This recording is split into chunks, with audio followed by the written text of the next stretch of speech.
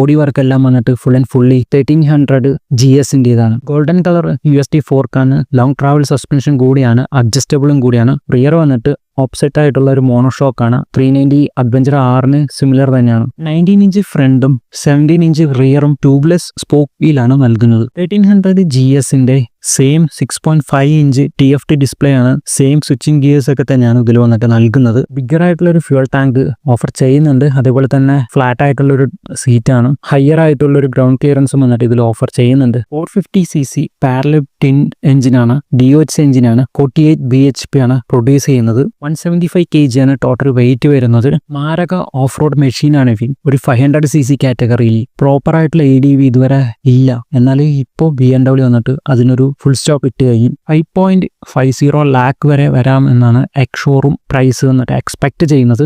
2025 final product വരുമെന്നാണ് പറയുന്നത്.